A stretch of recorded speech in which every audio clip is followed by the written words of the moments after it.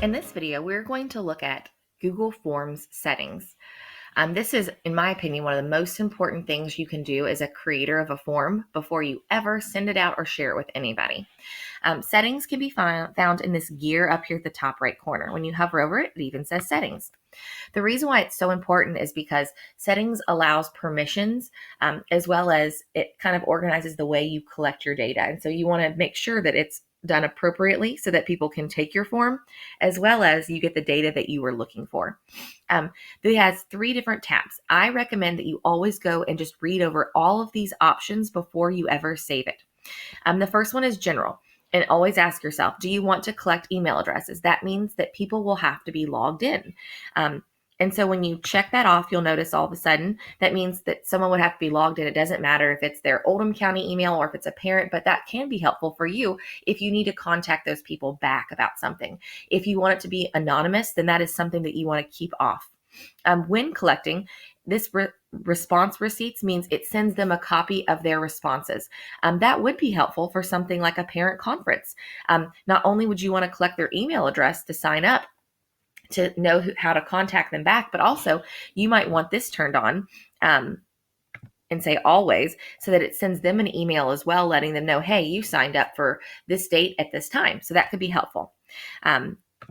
Or you can just make them all off if you want it anonymous. Another one that you want to really make sure that you're asking yourself is, do you want to restrict it to Oldham County Schools users? So that would mean that they have to be logged in with their Oldham County account. That includes students and teachers or staff in general. If you want it for the parents in the community, you need to uncheck this. So now anyone is allowed to take your form.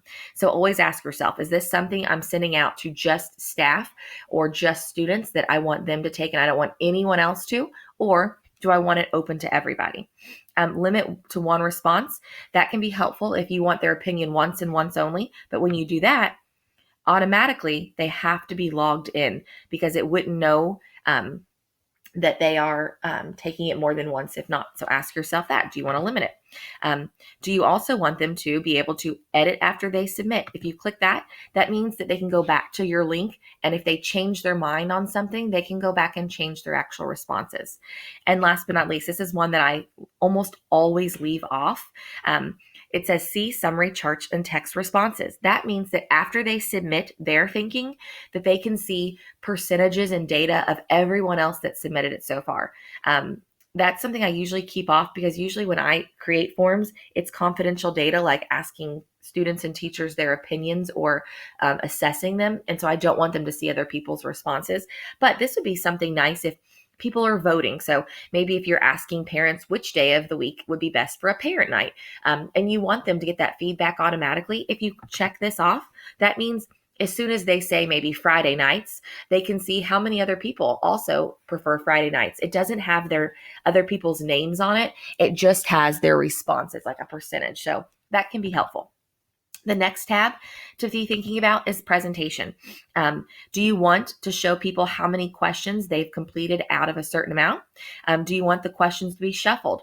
That is sometimes good for fidelity in a classroom if you want questions to be in a different order. So students or even, teachers, if they're taking some sort of quiz, can't talk about questions. And then also, do you want them to have a link at the bottom for another response?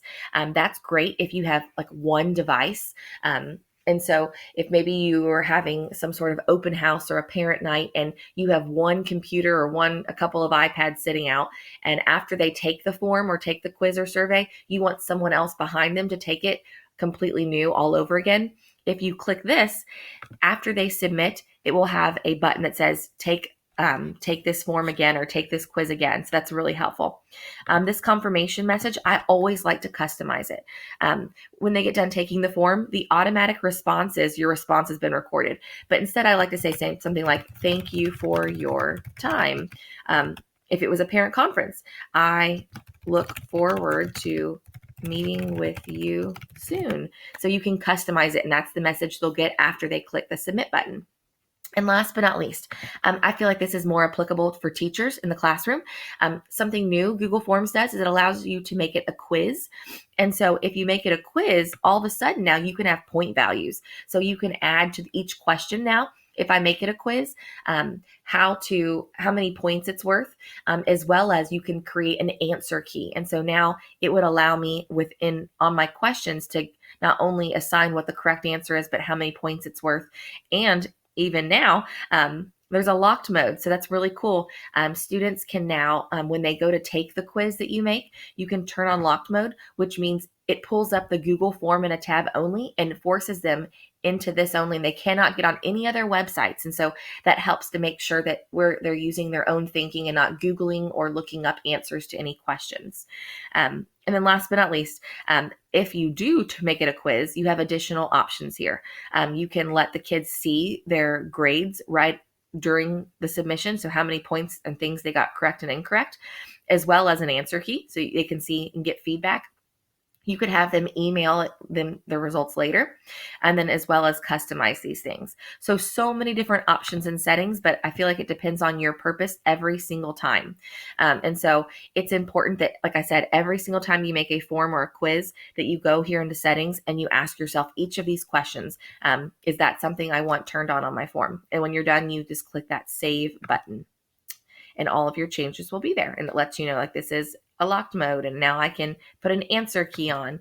And so that's, as you can see now, since I turned it on as a quiz, now I have this answer key options. I can give it point values over here. If I want that to be worth 5 points and I want everybody's, I can add answer feedback. And so for incorrect answers, I can tell them exactly, don't forget, let's check our thinking on this, or I can give them a link to a website or a video to remediate them. And I can even put the correct answer, great job, and give them feedback as well. So this has been a quick video on settings within Google Forms. Remember, settings is found up here, and it's important that you check your settings before you ever send out a Google form. Thanks for watching.